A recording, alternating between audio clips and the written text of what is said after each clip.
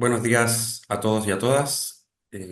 Junto con saludarlos, los quería primero que todo presentar a las personas que están acompañándome en la organización de lo que es el seminario de la Conferencia Académica Permanente de Investigación Contable CAPIC. Está Paula Caballero, que es parte del Departamento de Auditoría, Contabilidad y Control de Gestión, con quien hemos estado trabajando en este seminario.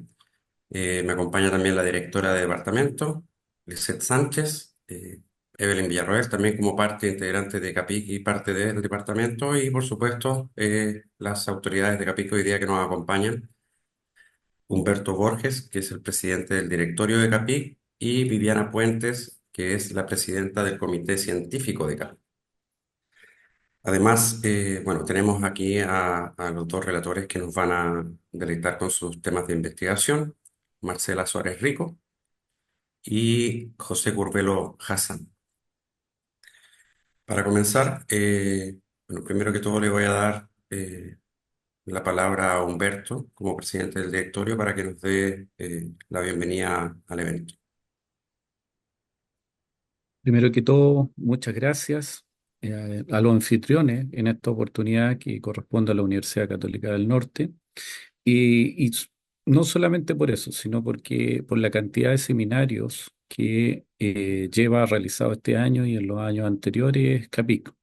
¿Cuál es la misión de CAPIC? Es justamente velar por la difusión de las investigaciones contables en el país y de los temas afines a la carrera. Entonces se agradece mucho, digamos, a la Universidad Católica del Norte en este aspecto, a Lisette y a todo su equipo, digamos, en el trabajo de lo que ha sido, digamos, el trabajo arduo por años, ya que siempre ha participado alguien de la Universidad Católica del Norte en esta actividad y directamente en CAPIC. Entonces, de partida se le agradece a ustedes y nada más que darle la bienvenida a este nuevo seminario, agradecer también el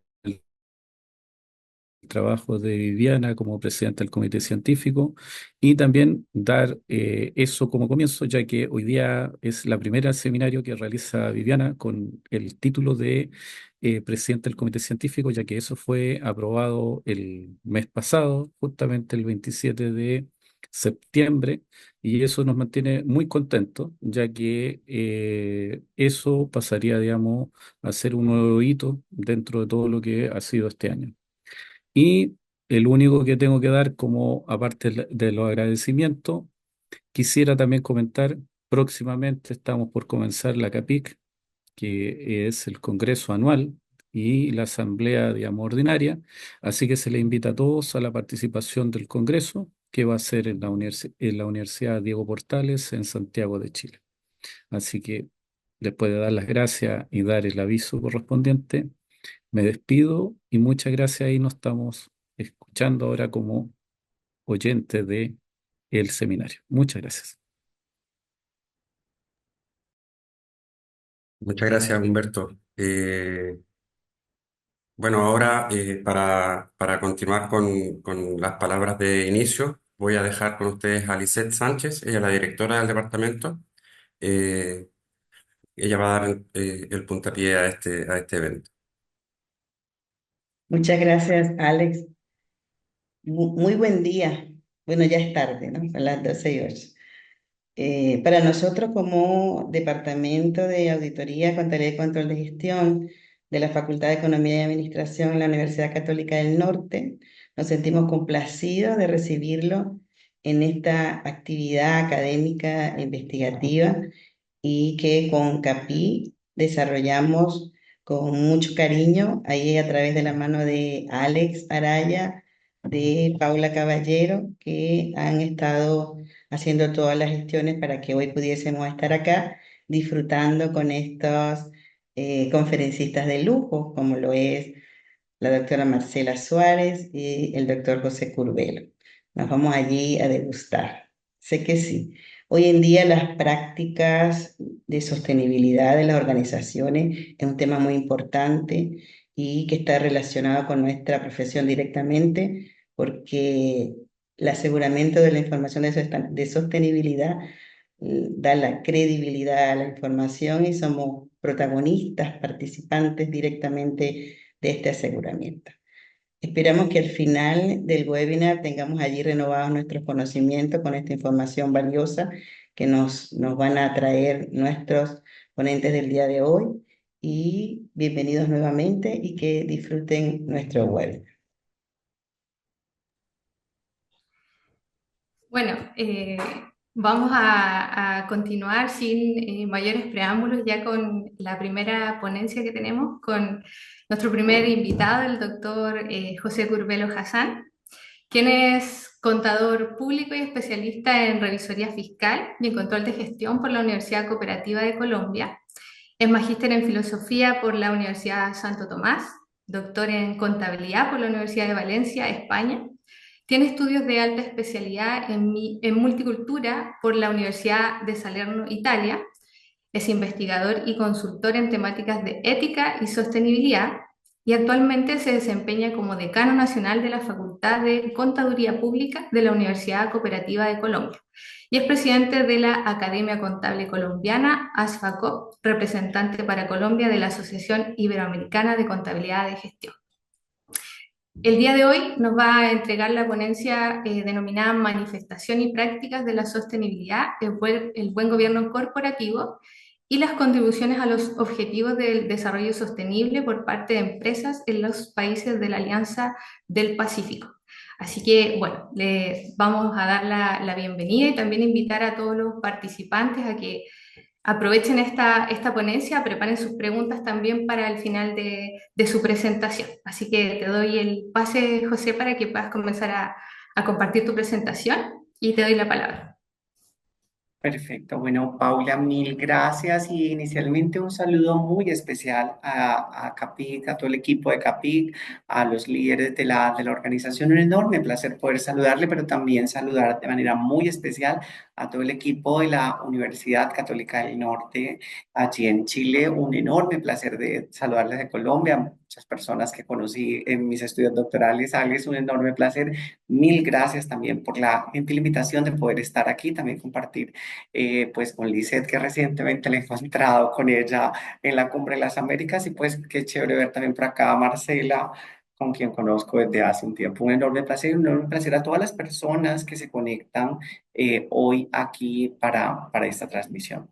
Voy un minutito a compartir aquí la presentación. Pediría el favor si alguien por allí me confirma, ya creo que la estamos viendo y me están escuchando también de alguna forma. Varias cosas que quisiera conversarle hoy rápidamente, y pues rápidamente no es que voy a ir a prisa, que quisiera contarles el resultado de esta investigación. Esta fue una investigación bastante interesante, donde efectivamente se trata de mirar qué es lo que está pasando en la Alianza del Pacífico y por qué es interesante ver esto de la Alianza del Pacífico, porque generalmente desarrollamos estudios en diferentes zonas, pero en los espacios comunes o en aquellas zonas donde efectivamente comparten ideologías, apuestas económicas, procesos culturales conjuntos. ¿Qué es eso que realmente está pasando allí y cómo se está reflejando fundamentalmente el fenómeno de los objetivos del desarrollo, las contribuciones a los objetivos del desarrollo sostenible, pero sobre todo cuál es el papel que han venido jugando el gobierno corporativo? En esta investigación conté con el apoyo de un estudiante de doctorado, Richard Cadena también, y pues quisiera contarles varias cosas. Lo primero que quiero hacer es un contexto, contarles un poco por qué esta investigación, cuáles fueron como los grandes objetivos que se trazaron, qué fue eso que encontramos en la literatura, y pues también un poco sobre estos hallazgos y discusiones que se pudieran generar. Pues entrando en materia, la primera pregunta es: ¿por qué la Alianza del Pacífico? ¿Por qué la Alianza del Pacífico? Y usted diría, pues José, porque estás en Colombia. Pero más allá del por qué estar en Colombia, hay unos intereses particulares de la Alianza del Pacífico, y el primero de ellos tiene que ver fundamentalmente por su posición alrededor de la economía global. Cuando comenzamos a ver que la Alianza del Pacífico se posiciona como la octava economía global, estamos viendo una perspectiva diferente de la alianza, porque esta alianza fundamentalmente ya nos comenzaría a reflejar que fundamentalmente hay un músculo que participa en la economía global de forma diferenciadora. Esto sería como lo primero. El siguiente punto, quisiera mirar por qué la Alianza del Pacífico está muy anclada fundamentalmente por la movilidad que se están dando. Y yo quisiera invitar a las personas que están siguiendo este seminario a que reflexionemos de varios aspectos. La Alianza del Pacífico no solamente está vista desde tener un mercado común, que es el mercado integrado de América Latina, también la Alianza del Pacífico ha avanzado en las normas de la PEP, que hacen referencia a todas las normas de educación, pero de igual forma también encontramos que la Alianza del Pacífico se va conectando con toda la alianza global. Y hay otro aspecto que se vienen dando, es cómo se vienen compartiendo todas las eliminaciones de fenómenos, por ejemplo, los BECS, con todo lo que implican con la erosión del piso fiscal. Entonces encontramos una serie de aspectos o de manifestaciones que ubicaban la necesidad del estudio de la Alianza del Pacífico, pero quisiera también colocar un aspecto interesante. Casi que estos 4 países que están en esta alianza jalonan casi que la mitad del Producto Interno Bruto de la región. Entonces, cuando vemos estos contextos, encontramos la necesidad de desarrollar un estudio, venga, con toda esta influencia de la región, veamos que aquí hay unos desafíos interesantes y uno de ellos era el análisis de las apuestas en materia de la gobernanza ambiental en la región. Y para ello, lo primero que hicimos fue trazarnos una ruta de investigación que quisiera contarles un dato curioso. Y ustedes podrían estar pensando, bueno, parece que hicieron todo al revés, pero no fue tan así, porque aquí lo primero que comenzamos a mirar y posicionar era que desde el abordaje metodológico, el interés concreto de esta investigación era irnos a una investigación de tipo documental. ¿Por qué los intereses en la investigación documental? Mire, yo quisiera invitar a todas las personas que están siguiendo este seminario a posicionar la preocupación por la ausencia de datos. Estamos llenando de una cantidad de investigaciones muy pertinentes, muy necesarias, que analizan fenómenos, pero que están acumulando pocos datos. Pocos datos. Hay la necesidad de generar una investigación que también contribuya a la generación de data en la región. Y esto lo voy a dejar aquí sombreado para que lo tengamos ahí en el análisis. Desde la perspectiva práctica, habían otros elementos bastante interesantes y era que efectivamente la Alianza del Pacífico, pues por ser un acuerdo entre países, generaría también unos temas de orientaciones, de promoción de prácticas, pero también lográbamos identificar la necesidad que hay de poder mirar cómo los gobiernos corporativos de las organizaciones están apropiando mecanismos para asegurar el cumplimiento de los objetivos del desarrollo sostenible. Para este caso, decidimos irnos a colocar el foco en un grupo de empresas que están trabajando o abordando los aspectos asociados al tránsito energético. Y quisiera que lo viéramos con ese doble matiz de la investigación, porque en esta investigación dijimos, no miramos qué se hace alrededor de las contribuciones. Miremos que hay empresas que deben responder a los ODS y unas de ellas son las que se dedican al tránsito energético. Y veamos esas empresas que se dedican al tránsito energético, qué hacen por el ambiente. Porque yo os invitaría a las personas asistentes, esa pregunta era decisiva. Es decisiva, porque todo el tiempo hablamos de las empresas per se, pero las empresas que se están generando para responder a temas como el tránsito energético, como el cambio global, como los temas asociados al género y a las generaciones. ¿Qué están haciendo esas empresas realmente? Porque una preocupación que veíamos es que pensamos que esas empresas por su naturaleza ya en sí mismas ya son la panacea. Y no, quisimos hacer el zoom en este punto. Y desde esto nos condujo que desde la perspectiva epistémica tuviéramos una inquietud por el tema energético por varias cosas. Primero, por la degradación y contaminación ambiental. Pero aquí hay otros temas más de fondo. Epistemológicamente, estamos nosotros encarando que estamos en la época del antropoceno y la lógica del antropoceno nos conduce fundamentalmente a entender los fenómenos de manera distinta. Y esto también nos lleva a que el acercamiento epistémico tenga también unas lecturas diferenciadoras, es decir, nuestra forma de conocer el fenómeno tiene que llevar a ser distinta. Y aquí quisiera invitar a las personas que nos siguen, ¿por qué este concepto de distinción? Porque fundamentalmente lo que encontramos cuando hicimos el primer rastreo era la fuerte incidencia que está teniendo el novaceno en las organizaciones que están tratando de responder a las apuestas sobre desarrollo sostenible y sobre todo estas apuestas asociadas al tránsito energético y demás. Y ya concretamente desde la perspectiva del conocimiento existente, es decir, de la perspectiva más teórica, no me voy a detener aquí a abordar los diferentes autores, pero sí quisiera colocar que aquí hay unos temas bastante interesantes y es la aparición de corrientes teóricas que están centradas en los objetivos del desarrollo sostenible. Están centradas fundamentalmente en todo el tema de la contribución a estos objetivos, al compromiso que tienen las organizaciones sobre el tránsito energético, pero cuando nos fuimos a buscar las empresas que por su naturaleza responden al tránsito energético para ser más puntual dentro de los objetivos del desarrollo sostenible, lo que nos encontramos fue que la literatura era escasa, por no decir nula. Nos dedicamos a estudiar las empresas en sí mismas, pero poco las organizaciones que están dedicadas a acompañar ese tránsito energético. En virtud de ello, tuvimos que tomar algunas decisiones sobre la formulación de la investigación y lo que tratamos entonces fue de posicionarnos en un análisis crítico.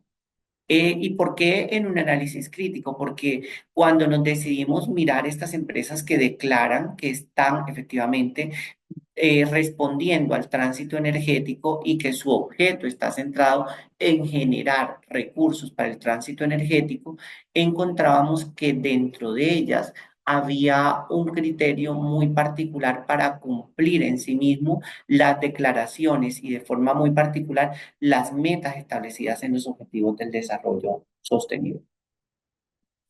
Esto nos dio entonces como punto de partida o el primer elemento que quisimos afianzar era la caracterización de qué planteaban las organizaciones estudiadas sobre qué era para ellos asumir una contribución a los ODS.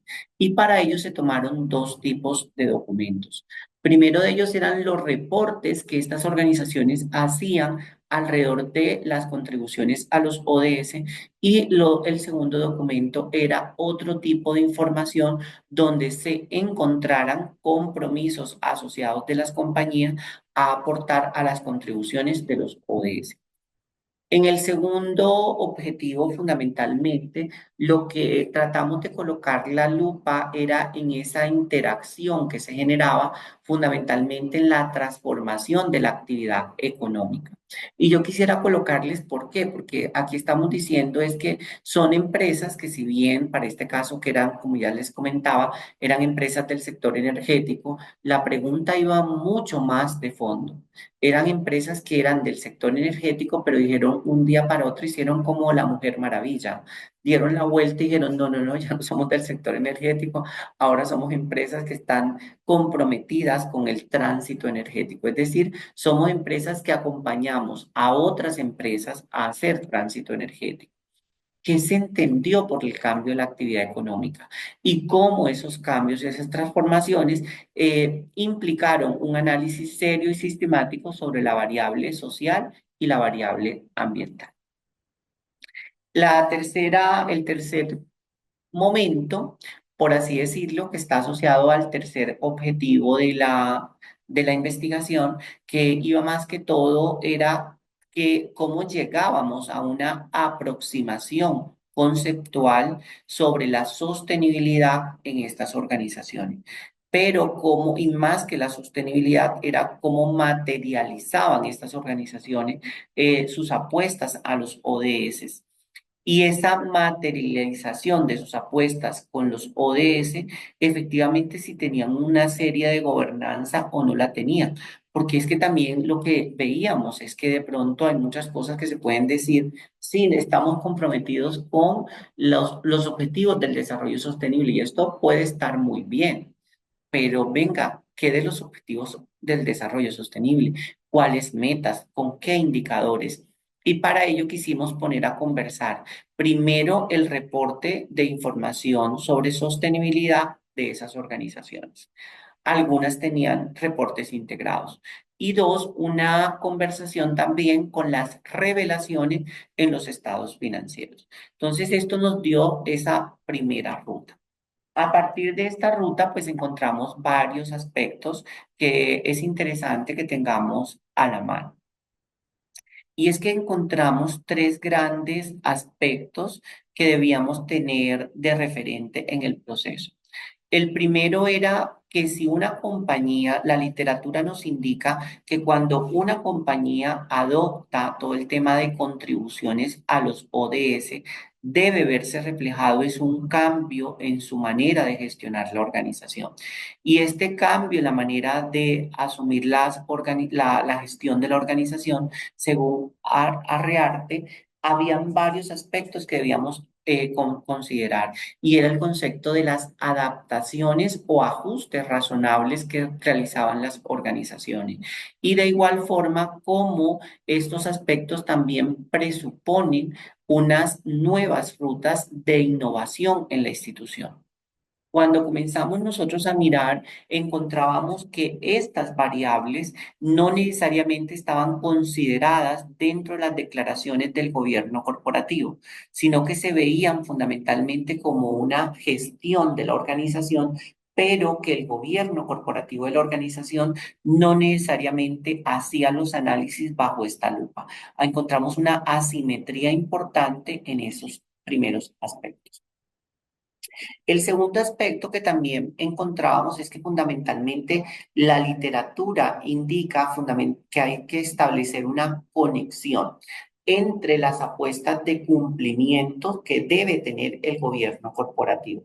Y aquí quisiera detenerme un poco porque lo que plantea hoy la literatura sobre el gobierno corporativo es que los gobiernos corporativos deben tener una manera de hacer gobernanza sobre las apuestas de sostenibilidad que tienen las compañías.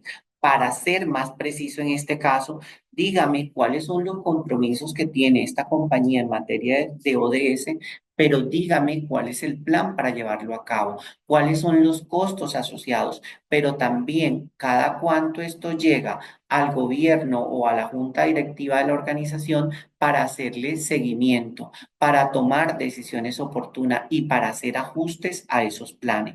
Y cuando nos fuimos aquí a hacer estos análisis, encontrábamos que era poca la revelación que había sobre qué era ese compromiso y qué tanto se había avanzado en los mismos.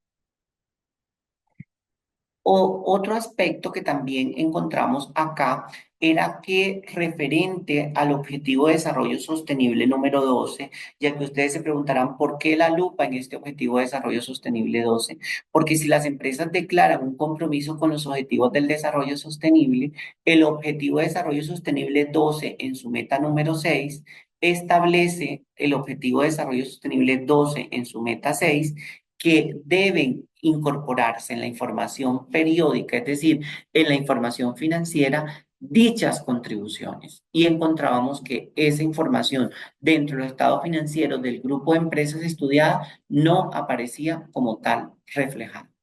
Y para ser un poco consistente con la ruta del tiempo, entonces aquí hay varios aspectos que quisiera mirar sobre los grandes aprendizajes de la investigación.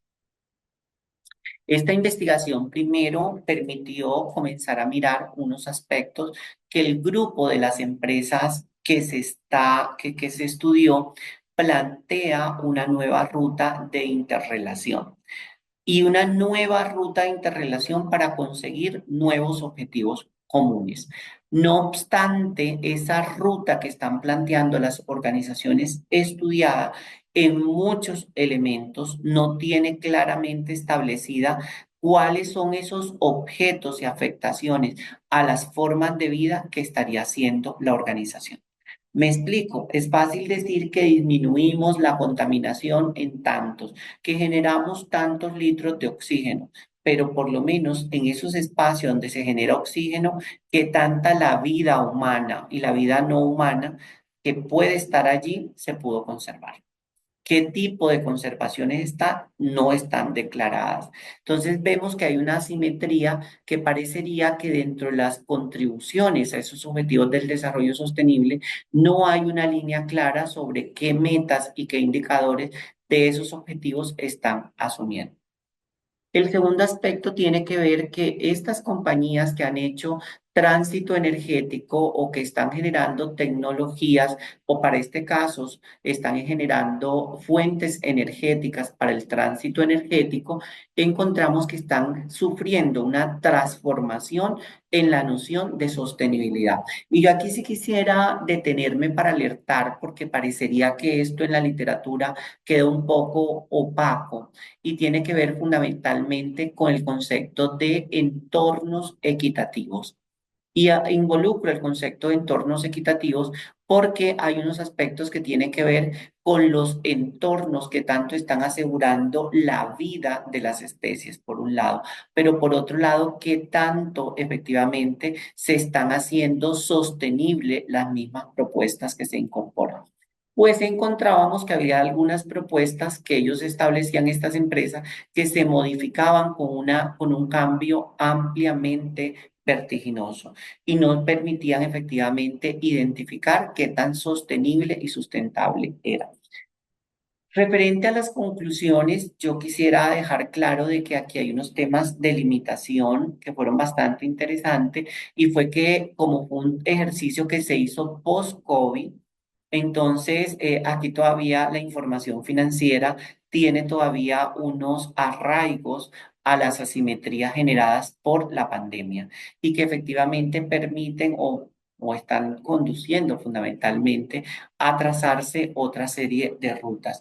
Pero sí quisiera dejar claro que lo que sí se encontró en este punto es una gran consolidación en lo que tienen que ver en las empresas estudiadas de todo lo que es los riesgos ASG y cómo esos riesgos ASG efectivamente lo que están planteando es una manera de poder conectar con las contingencias que tienen que hacer las organizaciones y de forma muy especial el equipo del consejo directivo. Sobre el consejo directivo también, o el consejo de administración para este caso, todo el elemento del gobierno corporativo, encontramos que los aspectos asociados a lo que tiene que ver con la manera de evaluar permanentemente la eficiencia en la operación, sobre todo en lo que tiene que ver con las contribuciones a los ODS, la información sigue siendo muy escasa y en algunos casos nula. Es decir, los gobiernos corporativos no tienen de las empresas estudiadas un plan claro y concreto que permita hacer un seguimiento efectivo y puntual y tomar decisiones oportunas. Casi que encontramos como una serie de subjetividades que en materia de quienes estén conformando el consejo directivo, efectivamente toman decisiones de un momento a otro y que no se puede evidenciar un seguimiento. Es más, en ninguno de los informes estudiados encontramos este tipo de información. De igual forma, también los aspectos asociados a las manifestaciones éticas terminan siendo un poco difusas. Como líneas de discusión, resultaría ser muy importante tres grandes cosas, sin decir que la discusión se agote en estos temas. Primero, que si una empresa declara que efectivamente contribuye a los objetivos del desarrollo sostenible, lo primero que debe hacer es adoptar dentro de su propia contribución lo que los mismos objetivos de desarrollo sostenible dicen. Es decir, dentro de su información permanente, debe tener establecido lo que dice el Objetivo de Desarrollo Sostenible 12 en su meta número 6. Entonces, no encontramos esas conexiones y pues recomendamos aquí que un elemento y más que recomendación, un punto de discusión es afianzar este aspecto. Otro aspecto que sería muy interesante dejar sobre las discusiones de la investigación en esta temática es que se requiere más investigación sobre las empresas que se están declarando que están respondiendo al tránsito energético por varias razones, porque es que estamos diciendo que es que son empresas que ellas transitan su proceso de producción a las nuevas tecnologías, pero ¿cómo hacen que los usuarios de sus bienes y servicios efectivamente también vayan adoptando ese cambio? No hay conexión entre una batería de indicadores seria que permita hacer esa medición. Se quedaron en indicadores tradicionales. No podemos seguir haciendo este tipo de valoraciones con indicaciones tradicionales. Desde el punto de vista académico, efectivamente hay unos temas asociados a la institucionalidad que terminan siendo como el iris de la vista. Sabes que estás ahí, pero como no lo ves, es invisible. Es decir, no hace parte de tu cuerpo.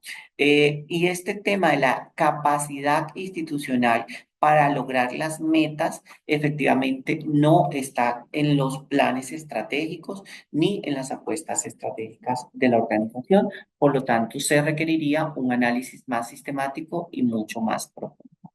Pues agradezco la atención y pues espero que si hay alguna inquietud o alguna pregunta, pues yo quedaré muy atento a ella. Bueno, te agradecemos mucho tu presentación, José, muy interesante y atingente, por supuesto, a lo que estamos viviendo hoy en día. Eh, Quiero dejar abierta la palabra o, bueno, también se puede usar el chat para poder dejar sus preguntas a José antes de pasar a la siguiente ponencia. No sé si habrá alguna consulta por ahí.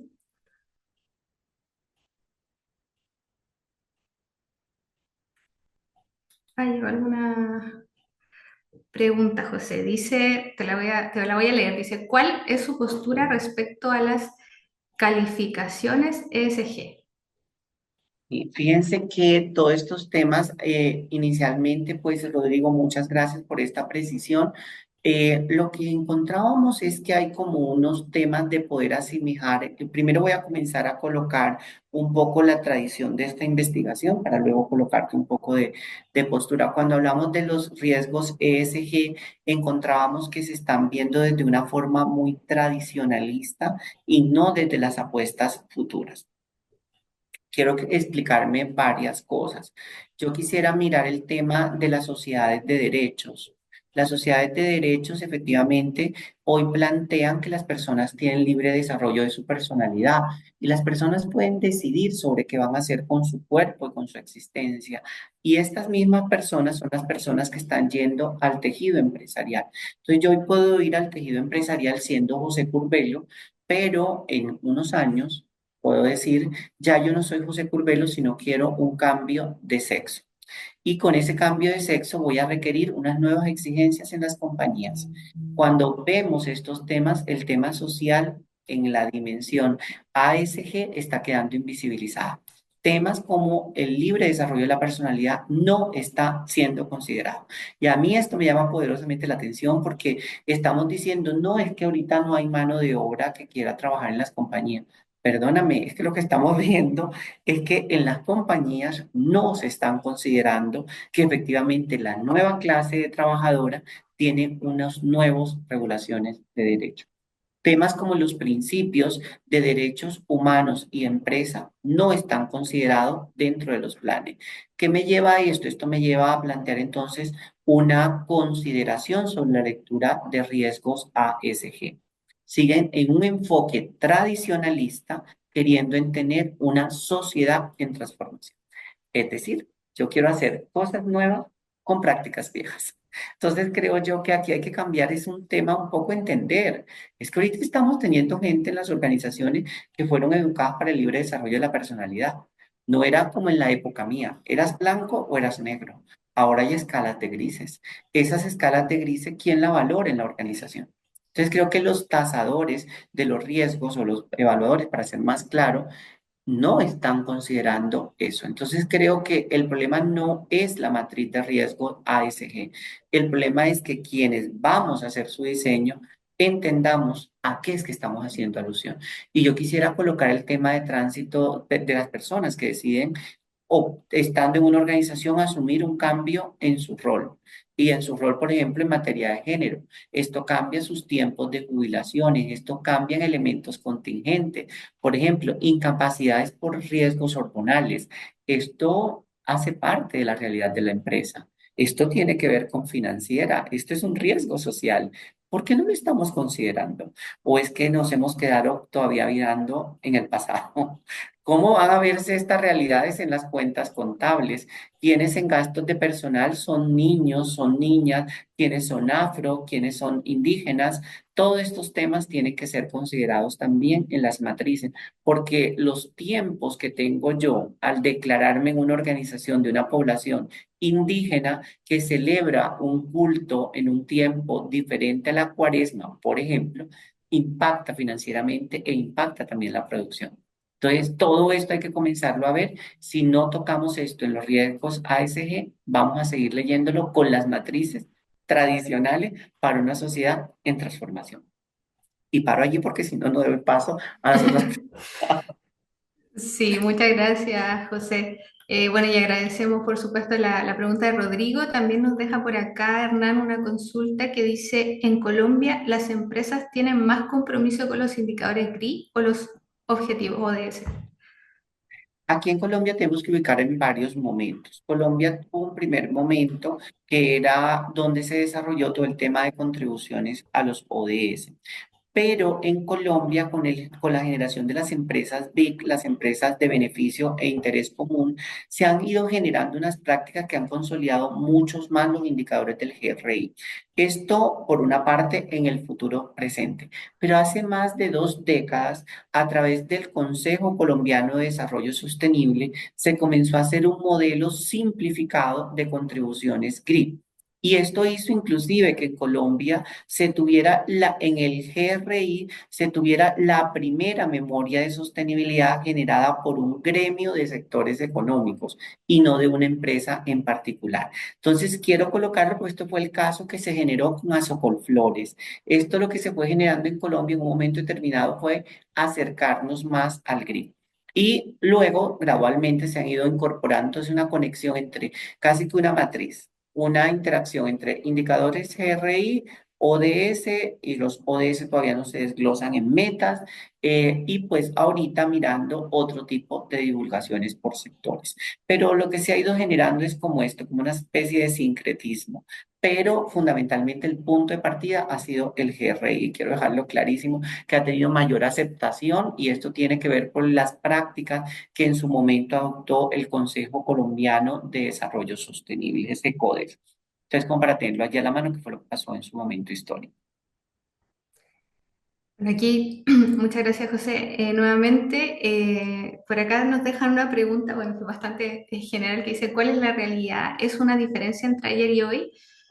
Voy a complementar ahí, porque fue la misma persona la que preguntó, ¿qué hacemos hoy en Argentina? ¿Qué nos aconseja usted? Perfecto. Bueno, a mí el tema, el de la realidad de hoy tiene unos elementos diferenciadores y yo sí quisiera colocar varias cosas. El, Hace unos años el mundo era presencial. Y aquí creo que se me sale mi dependencia a la tecnología. El mundo estaba en el plano presencial. Gradualmente fuimos transitando al plano de los negocios digitales. Hoy transitamos a los negocios del metaverso, pero con la lógica del novaceno, que les invitaría a conectar este concepto. Con las propuestas del Navoceno se cambia la noción antropocéntrica y comienza a plantearse entonces el concepto de transhumanización. Y yo sí quisiera colocarlo porque yo dijera, ah, no, pues mi grupo de empresas es esta, me muevo en este grupo de compañías. Y esto para entender la noción de realidad, porque son las empresas del mundo real.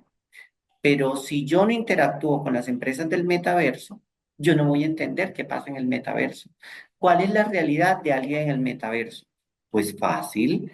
¿Qué hace una persona en el metaverso? En la mañana se toma una pastilla de impresora 4D, se la toma, se conecta y está en una realidad. ¿Cuál realidad? La sociedad luz, la ciudad luz que nos vendieron en la tradición parisina, que nos vendió. Entonces esas personas están en esa realidad. Y ustedes dirían, pero José, venga, es que ellos viven allí en su mundo. Esa es su realidad, claro, pero también hay otra realidad de la gente que está en la calle. Estos no están considerados aquí. Pero ¿qué implicaciones tiene de esta realidad? Que estas personas nunca van a la calle, son personas que quedan conectadas y pegadas allí.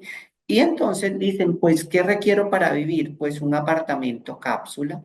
Vayan y mírenlo en sus dispositivos móviles. ¿Cuál es el valor de un metro cuadrado de una casa cápsula? Se van a sorprender que es más costosa que una mansión.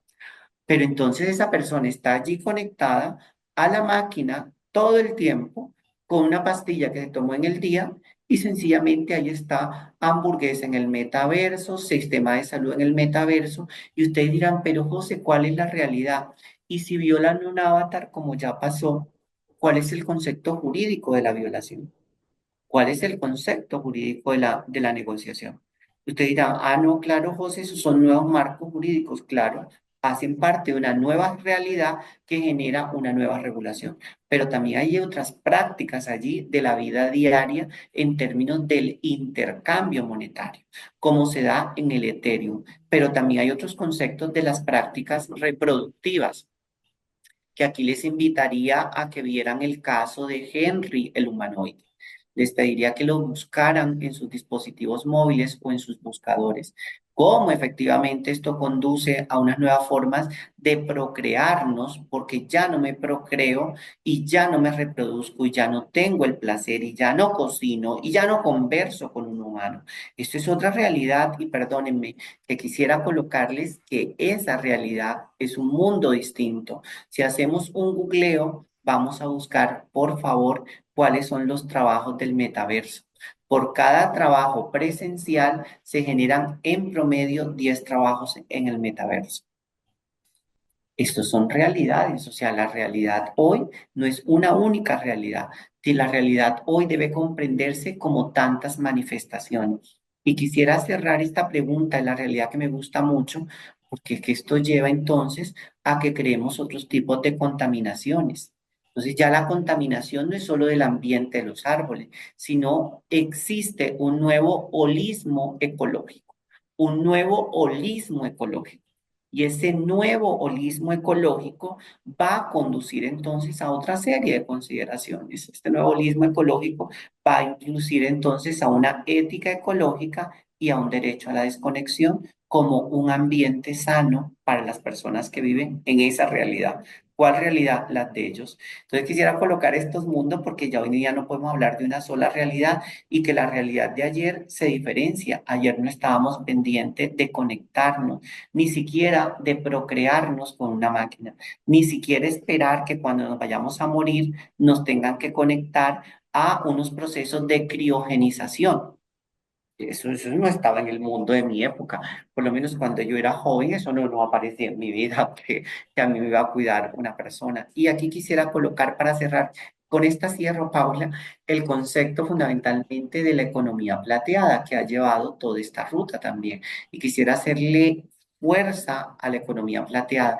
Antes tú te envejecías y fue un placer conocerte. Vaya y cuide sus nietos y dedícase a ya estar por allá. Hoy, cuando llega la vejez, más coquetos somos. Tenemos que vernos más jóvenes, más radiantes, tenemos que vivir más felices y más saludables. Atentamente, la economía plateada. Antes no era posible pensar en la economía plateada porque el adulto mayor no tenía poder adquisitivo. Hoy son los que más poder adquisitivo tienen. Una nueva realidad para el mundo de hoy. Y ya ahí cierro, porque si no narro muchas, hago otra conferencia en paralelo. Sí, bueno, muchas gracias, José. Muy interesante también la pregunta que nos dejó Sandra ahí, que después aclaraba su nombre, así que lo agradecemos también. Y a todos los que dejaron sus comentarios y sus preguntas también se le van a hacer llegar a José, aquellas que no se pueden responder por tiempo, lamentablemente. Pero te agradecemos mucho, José, por tu gran ponencia, tus respuestas también, tu disposición y todo lo que nos entregaste el día de hoy. Así que muchas gracias. ¿Vale? Gracias a ustedes, un enorme placer haber compartido aquí en este espacio de CAPI. Gracias a todo el equipo de la Universidad Católica del Norte. Gracias, Lice. Gracias, Alex. Gracias, Paula. Y pues gracias, Humberto, y a todas las personas que también está, y Viviana también, y todas las personas que han estado hoy conectadas aquí en este importante espacio. Ok, bueno, vamos a continuar entonces con este seminario ya con la segunda ponencia que tenemos preparada para el día de hoy, que está a cargo de la doctora Marcela Suárez Rico, quien es profesora asociada de la Escuela de Administración de Empresas y Contaduría de la Universidad Nacional de Colombia, contadora pública y magíster en Administración de la Universidad Nacional de Colombia y doctora en Contabilidad y Finanzas Corporativas de la Universidad de Valencia en España. Tiene experiencia en distintas universidades en Colombia y como auditora del Ministerio de la Tecnología de Información y Comunicación de Colombia y empresas del sector real. También certificaciones en normas internacionales de auditoría y en estándares internacionales de información financiera por la ACSA. Y con certificación de auditora en procesos de investigación, desarrollo e innovación. Vamos a dejar entonces a Marcela para que pueda comenzar a compartir su presentación, nuevamente invitando a todos los participantes que puedan preparar sus preguntas, dejarlas a través del chat para poder revisarlas al final de la presentación. Marcela, te doy la palabra.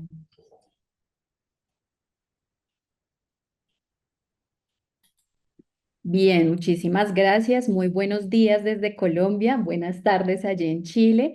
Para mí es un honor estar el día de hoy con ustedes. Muchísimas gracias a CAPIC. Muchas gracias a los profesores Alex Araya y la profesora Paula por la invitación. De verdad que me siento muy honrada de compartir con ustedes en este espacio. Y bueno, pues lo que voy a hacer el día de hoy es presentar a ustedes no tanto el estado de la investigación que hemos desarrollado dentro de mi grupo de investigación, que es el grupo de contabilidad, organizaciones y medio ambiente aquí en la Universidad Nacional de Colombia, sino dar un contexto general de qué es lo que está pasando sobre los retos y los avances que estamos viviendo sobre aseguramiento de información no financiera y de sostenibilidad en nuestra región. La verdad es que estamos pasando por una serie de cambios regulatorios muy importantes que sin duda van a tener impactos para nuestras empresas y en general para las organizaciones que nos convocan. Entonces, para esto yo voy a abordar estos 3 puntos en mi agenda. El primero es hablarles sobre ese contexto y el comportamiento del aseguramiento de la información. El profesor José Curbelo nos habla un poco sobre lo que es la divulgación, el compromiso que manifiestan las empresas de países de la Alianza Pacífico aquí en nuestra región. Y yo les quiero hablar entonces de qué ha pasado con la credibilidad de esta información y qué ha pasado con los niveles de calidad y verificación de la misma. Luego voy a hablarles de qué va a pasar, qué viene a nosotros con los nuevos estándares de sostenibilidad y aseguramiento, hacia dónde debemos ver, qué cosas son las que tenemos que empezar a preguntarnos, qué inquietudes deben surgirnos y finalmente vamos a cerrar con una diapositiva en la que voy a hablarles de oportunidades profesionales y de investigación en este ámbito en Latinoamérica para aquellos estudiantes que nos están observando en este momento, profesionales del campo, personas de la academia que están interesadas en saber en qué punto va este tema y hacia dónde debemos transitar. Bueno, pues como lo manifestaba el profe José, estamos en una crisis que podemos denominar una crisis civilizatoria, es una crisis de esos modos hegemónicos de comprender el mundo. Sin duda que los cambios que hemos visto en la última década son cambios muy fuertes, son cambios que a veces no logramos comprender, es decir, estamos en una sociedad que quiere abrazar muy fácilmente el cambio, pero a veces no es capaz de entender el momento y el mundo de la vida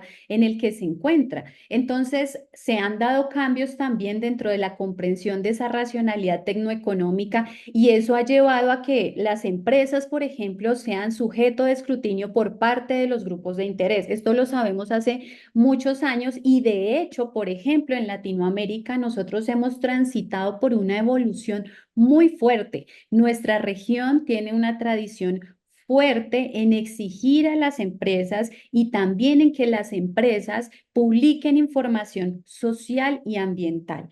Mientras que en nuestra región ya estábamos hablando de balance social hace 40, 50 años, en el mundo esto ha empezado a tener un auge en la última década, pero nuestra región tiene una tradición. Empezamos hablando de balance social, por ejemplo, Argentina, Colombia, en Chile también. Entonces, desde hace ya bastantes años, tenemos en nuestras empresas una tradición de divulgar sobre qué ocurre, cuáles impactos se están generando hacia la sociedad y el ambiente. Luego, por ejemplo, de pronto las personas que trabajan en este ámbito han escuchado, conocen sobre el triple bottom line o el triple resultado, unas propuestas que empezaron a generarse para que la organización empezara a divulgar información en las tres dimensiones que conocemos que ahora hacen parte de la sostenibilidad: la dimensión ambiental, la dimensión social y la dimensión económica. Vimos también el auge de la responsabilidad social aquí en nuestra región y hemos ido evolucionando hacia reportes de sostenibilidad, que es lo que se está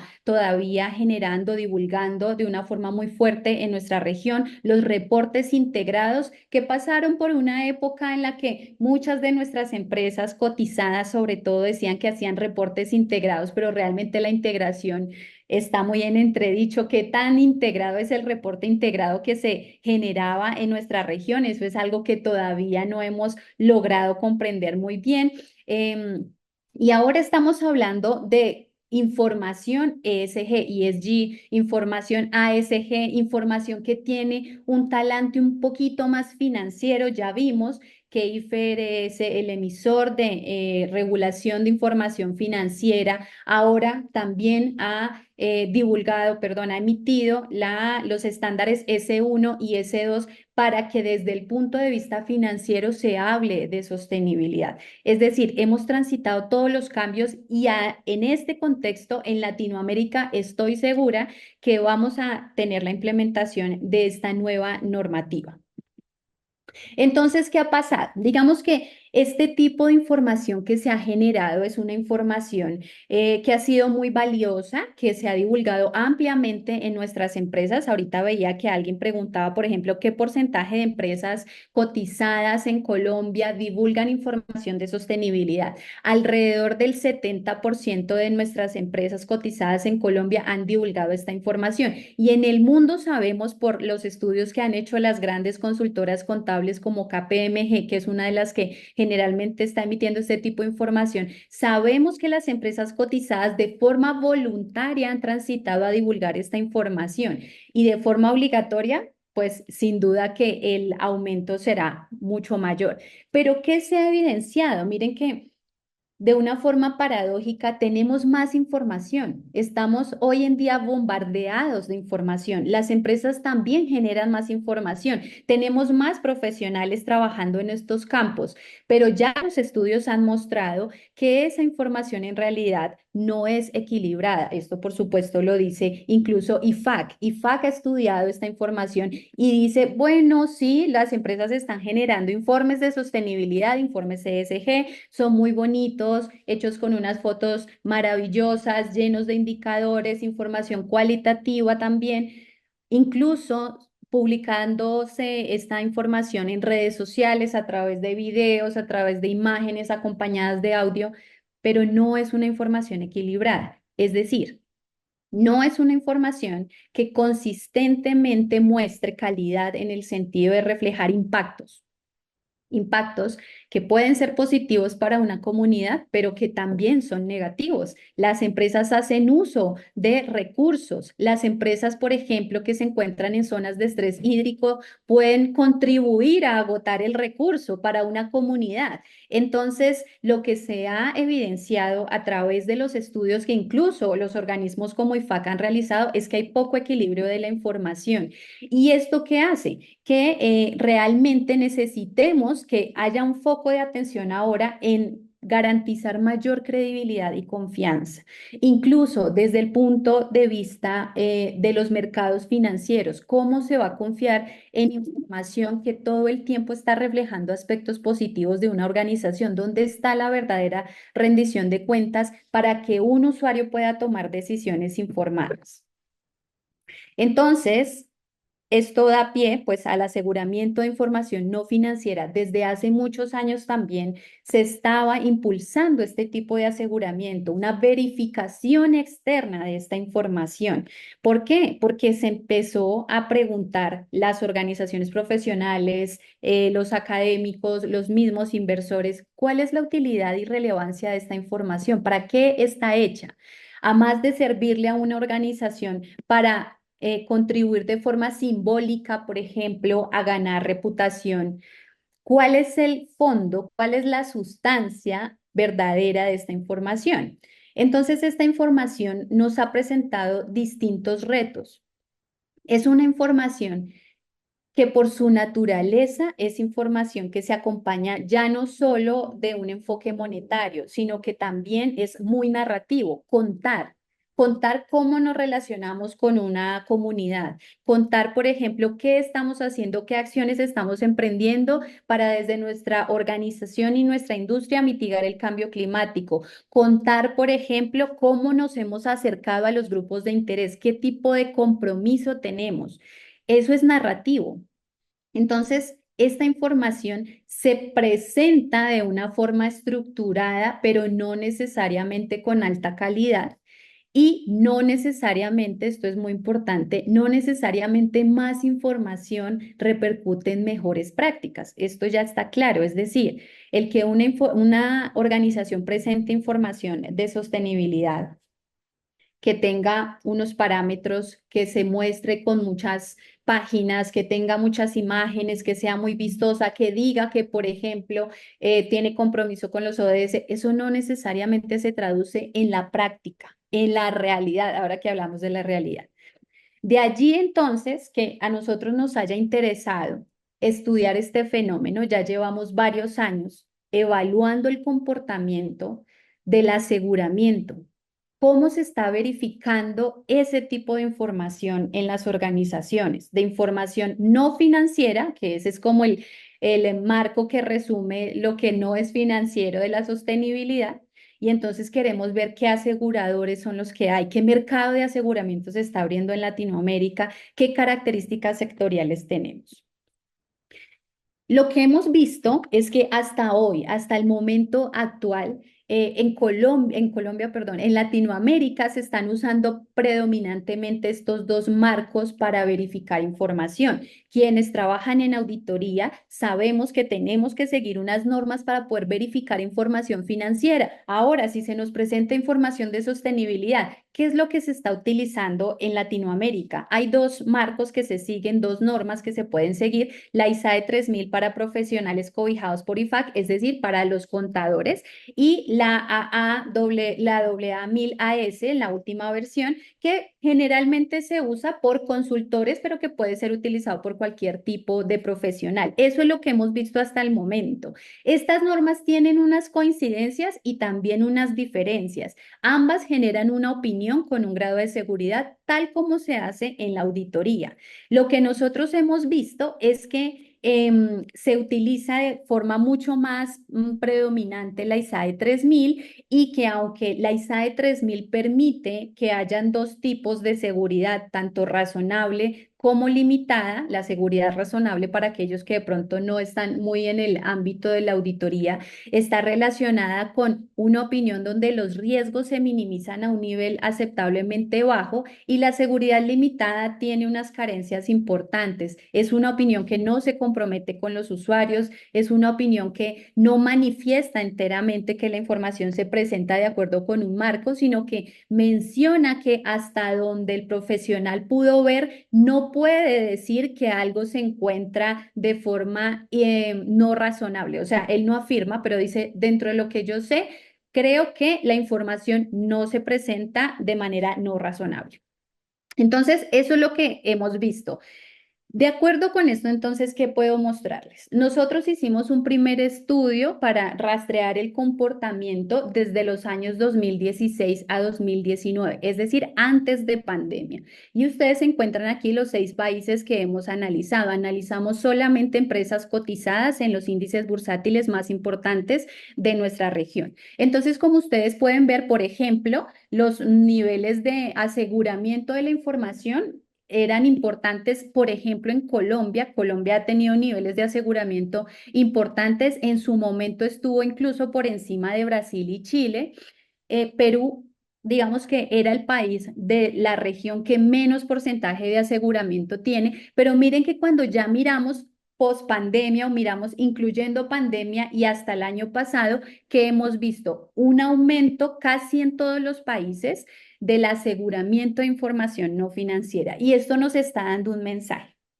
Hasta el momento, en nuestra región, la información de sostenibilidad predominantemente se presenta de forma voluntaria. Ya hay marcos que le exigen a empresas financieras, por ejemplo, en Colombia, que emitan este tipo de información o, por ejemplo, a las empresas que en Colombia son consideradas de beneficio e interés común. Pero de forma amplia, la masa de empresas que presenta información de sostenibilidad lo hace de forma voluntaria y miren que el aseguramiento en nuestra región todavía no es obligatorio y las tasas de los porcentajes de aseguramiento son muy altos. Esto quiere decir que en nuestra región realmente nosotros estamos siguiendo la tendencia internacional.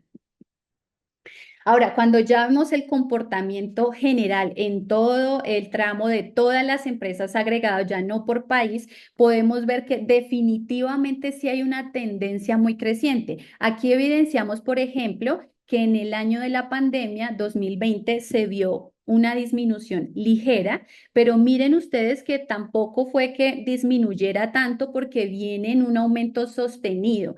En el año 2023, las empresas de nuestra región incrementaron el porcentaje de aseguramiento en este tipo de información. Y esto es importante porque esto ¿qué nos está diciendo? ¿Hacia dónde vamos como profesión? ¿Qué es lo que nos está indicando? Pues que hay nuevos mercados de trabajo también y que se necesitan nuevas habilidades.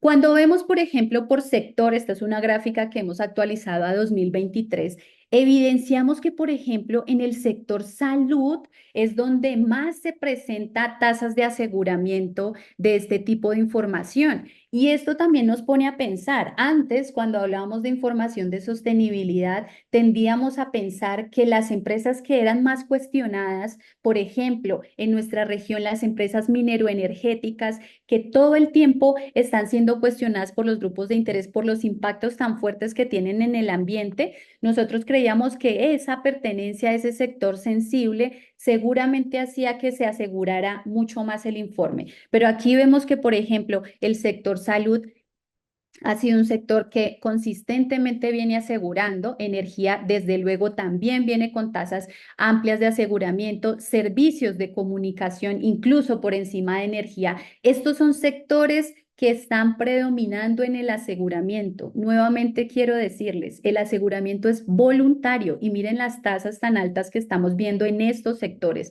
Esos son sectores que se están preocupando, por supuesto, porque su información sea verificada y porque tenga un alto grado de credibilidad. No puse la gráfica aquí, pero lo que hemos visto también es que en nuestra región, del 2016 al 2019, el 100% de los informes de aseguramiento tuvieron aseguramiento limitado. Es decir, todavía no hay entornos empresariales que permitan que nosotros como profesionales hagamos un trabajo de aseguramiento que sea razonable. Lo que hemos visto en esta segunda parte hasta 2023 es que ya hay empresas en nuestra región, ya hay empresas que han contratado servicios de aseguramiento razonable. Esto también nos va dictando que hay un cambio entonces en el mercado de servicios, que ya tenemos empresas que tienen ambientes auditables, es decir, que ya hay empresas que empiezan a modificar su cultura, su estrategia, para que un tercero pueda verificar su información. Ahora, ¿qué viene con los estándares de sostenibilidad y aseguramiento? Esta es una noticia que salió el 7 de marzo y que dice que el regulador de Estados Unidos, la SEC, ha exigido, por supuesto, a las empresas que están listadas en la Bolsa de los Estados Unidos, que sean externas a ellos, que tienen que generar un reporte específico. Esta noticia lo que nos dice es, La SEC en los Estados Unidos le está exigiendo a todas las empresas listadas generar una nueva forma, como generalmente la SEC exige que se ponga la información financiera en una forma específica, pues ahora también se va a tener que utilizar una forma específica para divulgar sobre información de cambio climático. No siguiendo estándares GRI, no siguiendo estándares SASB, no siguiendo estándares ISSB, son formas específicas que utilizan allá. Se necesita entonces conocimiento en estos ámbitos para poder reportar en esas empresas listadas en bolsa. Y anteriormente habíamos hablado de GRI, el profe José lo dijo muy bien.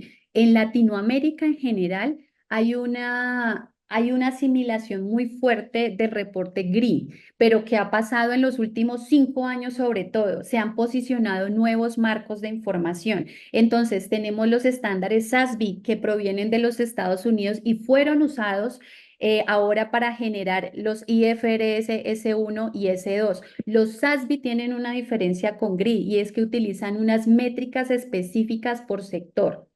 Estos estándares son específicamente orientados a los sectores y te van a decir qué métricas tú tienes que divulgar. Está, por ejemplo, la información relacionada con CDP, está también con Task Force on Climate Related Financial Disclosure, que en Colombia es obligatorio para empresas del sector financiero, y los reportes sobre ODS.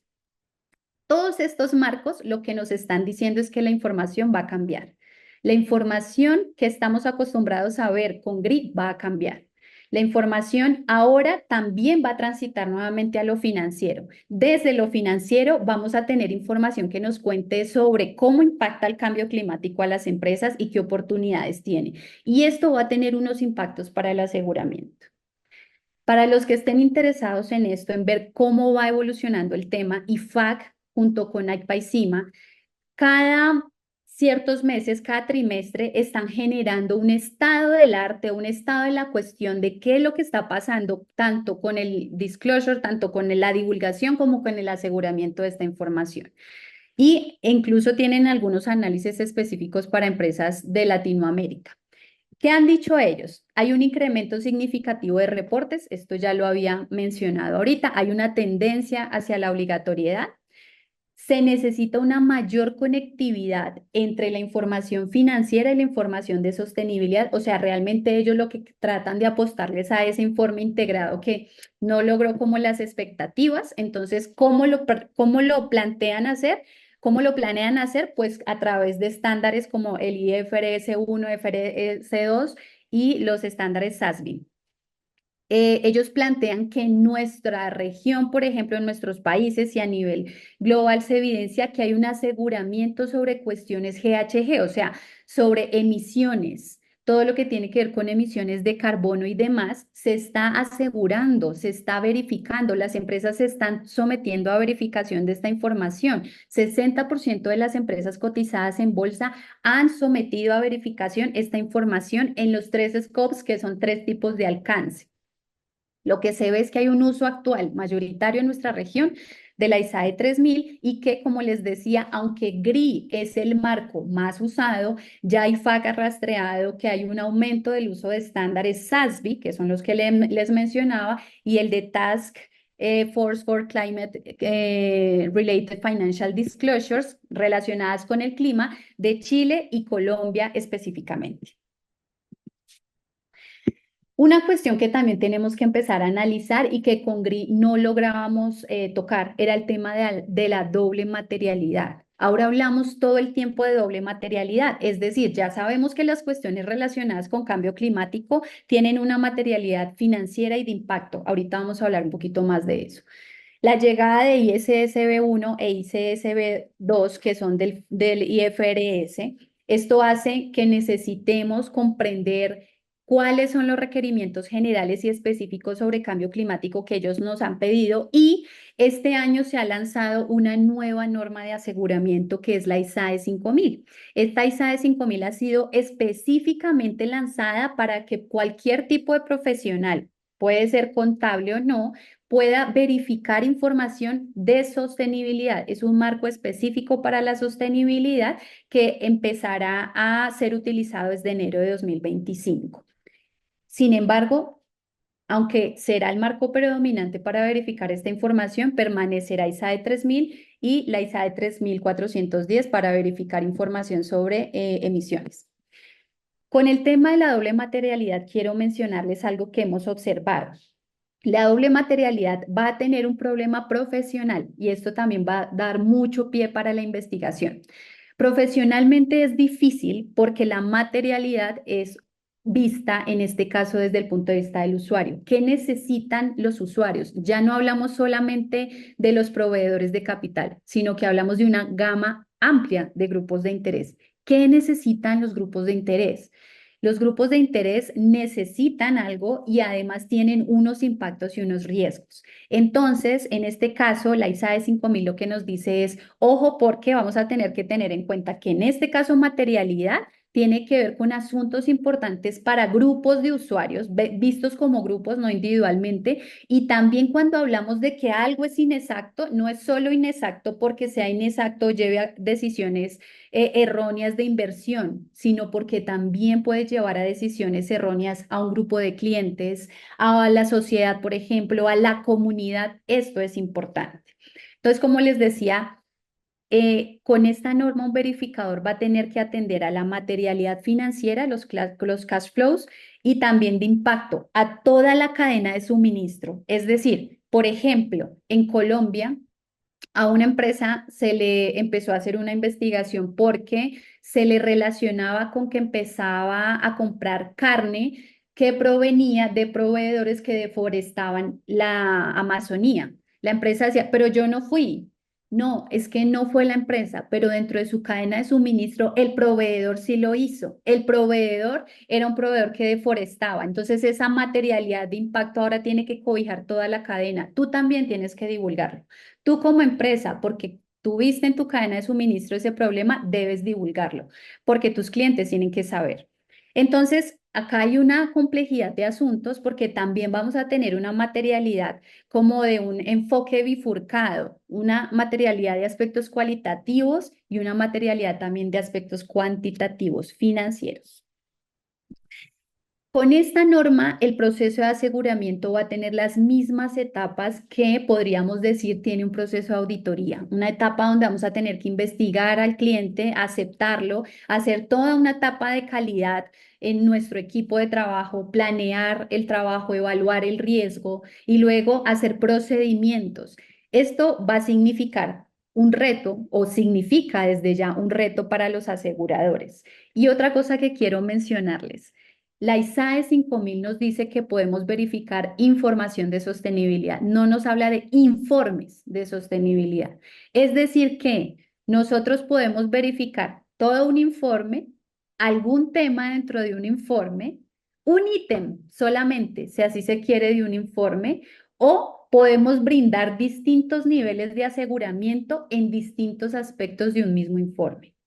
Entonces, una empresa puede, por ejemplo, pedirnos que solamente se verifique el tema de emisiones. Le interesa que solamente emitamos una opinión sobre emisiones y que el resto del informe de sostenibilidad no tenga verificación. Y esto va a plantear problemas también. Por ejemplo, ¿cómo lo van a tomar los usuarios? ¿Van a entender que la verificación es solo sobre un aspecto? Este tipo de cosas son importantes. Para cerrar, entonces, quiero plantearles estas oportunidades profesionales y de investigación a partir de estas nuevas prácticas y nuevas regulaciones.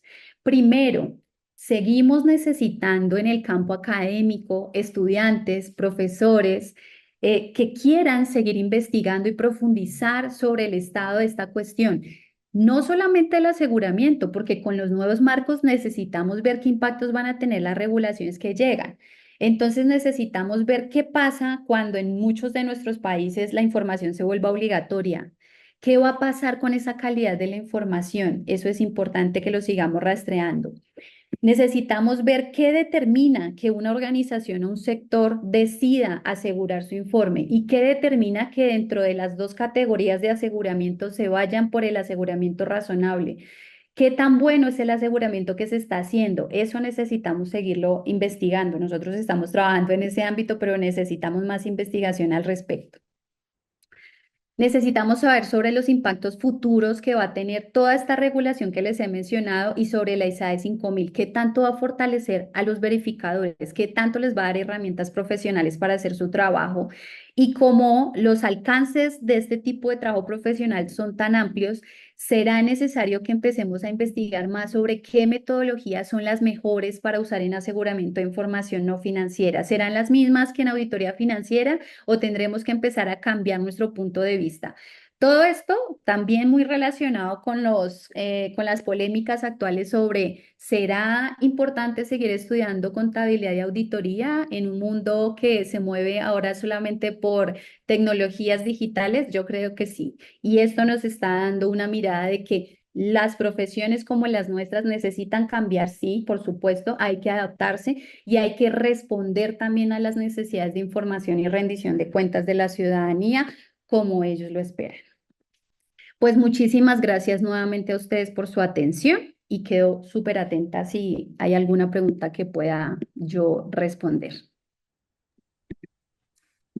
Muchísimas gracias, Marcela, por tu presentación. En general, creo que bueno, la última lámina también llama mucho la atención porque son esas oportunidades que a nosotros como profesionales, ¿cierto?, del área también nos convocan a generar nuevas ideas, a hacer nuevas colaboraciones y poder aportar también a este desarrollo sostenible y a este aseguramiento, ¿cierto?, también como el rol que planteas que tiene que ser así adaptable en el tiempo y con los cambios. Así que, bueno, vamos a dejar nuevamente abierta la posibilidad para que hagan sus preguntas a través del chat para Marcela. Aquí viene alguna, a ver, Humberto creo que deja por acá, dice, en el ejemplo de calidad de la información financiera y no financiera, ¿qué opina de la existencia de las herramientas solo cuantitativas para medir la calidad y no existiendo un grupo de herramientas mixtas o cualitativas? Muchas gracias, Humberto, por la pregunta. Me parece excelente. Claro, tenemos un problema con medir la calidad. Sin duda que la calidad es un problema también en su propia concepción, en la definición. Las herramientas para medir la calidad en los estudios siempre son con índices, por ejemplo, venga, miramos qué tanto se cumple con los marcos. Para nosotros como verificadores poder hablar de calidad, también tenemos que acercarnos un poco más a grupos focales o herramientas mixtas. Ahora, por ejemplo, desde el aseguramiento tenemos que hacer uso de este tipo de herramientas. Ya no podemos hacer lo mismo que hacíamos como auditores financieros, que es centrarnos solamente en la cifra. Si estamos hablando de calidad de la información, aquí tenemos que ver qué tanto, por ejemplo, esa empresa que está divulgando esa información se acercó verdaderamente a los grupos de interés. ¿O qué tenemos que hacer? Pues una contrastación con las comunidades, con los grupos. Eso es lo que se tiene que exigir por parte de los verificadores y de quienes analizamos el tema de la calidad. Sin duda, tenemos que cambiar el foco y la mirada de solamente ver la calidad a partir de indicadores o el cumplimiento de métricas y transitar, por ejemplo, a ver más las necesidades de las comunidades, la rendición de cuentas y qué tanto se logra establecer algo que en la literatura se denomina stakeholder engagement o el compromiso de relacionamiento verdadero con los grupos de interés. Gracias, Humberto, por la pregunta. Muchas gracias, Marcela, también ahí por tu respuesta. Por aquí, Sandra, nuevamente me parece que deja una pregunta y dice, ¿qué hacemos con las nuevas situaciones que se presentan en las empresas aseguradoras? Bueno, lo que hemos evidenciado, la pregunta pues es amplia, Sandra, pero lo que hemos evidenciado es que las empresas aseguradoras predominantemente en el mundo y en nuestra región son empresas contables. Las mismas consultoras, las Big Four, son las que están haciendo este tipo de trabajos. Ahora, no hemos podido todavía conocer si tienen metodologías de trabajo diferente, porque esta información reclama metodologías distintas, reclama ambientes auditables diferentes. Entonces, ¿qué creería yo? ¿Qué podemos hacer? Empezar a averiguar, a investigar qué tanto se han cambiado las metodologías de trabajo. Esa era una oportunidad de investigación que les menciona. Yo personalmente estoy muy inquieta sobre poder conocer qué hacen los equipos de trabajo ahora en estas Big Four, por ejemplo, que tienen una experiencia de trabajo, que tienen economías de escala, pero que no se habían enfrentado a información tan ambigua, a información narrativa, a información visual. ¿Qué están haciendo para considerar, por ejemplo, estos nuevos formatos de información? Entonces es algo que queda ahí como abierto. Si tienes de pronto alguna cuestión mucho más específica, Sandra, con gusto yo, si puedo, te respondo. Muchas gracias, Marcela. Y ya con esta última pregunta vamos cerrando la presentación. Es de Freddy, dice, ¿por dónde empezar el estudio técnico para aplicar las normativas de aseguramiento en temas de sostenibilidad? Lo anterior para responder a las necesidades de quienes usarán la información. Bueno, yo creo que lo primero que tenemos que hacer es volver a revisar el estado de la cuestión en los países específicamente y mirar qué está pasando con las normas, la obligatoriedad y qué tanto se está cumpliendo por parte de las organizaciones. Y lo otro que tenemos que empezar a rastrear es efectivamente cómo se están componiendo los equipos de trabajo de los aseguradores, de quienes están verificando esta información, qué normas están usando, qué tanto se les está exigiendo que verifiquen, si por ejemplo cuando hablamos de las gamas, de alcances de verificación, se está pidiendo que se verifique todo el informe o no. Creo que por ahí tenemos que empezar, o sea, tenemos que empezar a rastrear este tipo de información porque el profe José decía algo y es que no hay datos. A diferencia de otras regiones en el mundo, a nosotros aquí nos toca empezar a construir a partir de verificar una a una las organizaciones, entonces necesitamos tener una base de datos, empezar a mirar qué está pasando y necesitamos empezar a conocer sobre ISAE 5000, eso es súper importante, pero además, si yo voy a verificar información de sostenibilidad, no basta con que yo conozca la norma técnica que me permite verificar esta información, yo tengo que saber de sostenibilidad, yo tengo que conocer. Y también necesitamos gente más comprometida con un cambio de visión. Había un estudio que mencionaba en 2011, imagínense, de O'Dwyer. Él hacía unas entrevistas a personas en el Reino Unido que ya estaban asegurando información de sostenibilidad y ellos decían, hay un gran problema y es que nosotros estamos asegurando algo de lo que no estamos convencidos. No sabemos qué es sostenibilidad. No tenemos en nuestra mente una idea para llevar información más creíble a un usuario. Estamos haciendo un trabajo técnico aparentemente neutral, pero no estamos respondiendo a una necesidad de información. Entonces necesitamos conocer técnicamente, por supuesto, entrenarnos, pero también necesitamos tener mayor sensibilidad para este tipo de temas y necesitamos que nuestros equipos sean interdisciplinarios, empezar a trabajar con gente que hable desde la ecología, con gente que hable desde las ciencias sociales y que nos permita ver a esas comunidades a las que estamos impactando más cercanas y al final ver en ellos el depositario, los depositarios de la confianza de la información que nosotros emitimos. Ok, muchas gracias, Marcela, por bueno, esos últimos lineamientos, ¿cierto? Para comenzar a trabajar. Te agradecemos nuevamente por tu presentación, excelente aporte el que has hecho hoy, junto con también la presentación de José. Agradecemos también a todas las personas que han podido participar el día de hoy, han interactuado también con los ponentes. Y bueno, antes de dar el pase, ¿cierto?, para las últimas palabras y hacer el cierre de este seminario, quería dejar la información clara de que esta presentación, este seminario completo, quedará disponible a través de la página de YouTube de la Facultad de Economía y Administración de la Universidad Católica del Norte, la pueden buscar. Bueno, vamos a dejar el link igual en el chat. Y también a través de la página de CAPIC, ¿ya? Así que para que lo tengan ahí en consideración. Bueno, por mi parte ya me voy despidiendo, pero vamos a dejar en este caso a Viviana Puentes como presidenta del Comité Científico de CAPIC para que dé sus palabras y pueda dar cierre a este seminario. Viviana, adelante. Muchas gracias, Paula. Bueno, sin duda ha sido muy gratificante escuchar como en algún minuto lo partió diciendo Lisette, esto va a ser un deleite escuchar la ponencia en estos temas.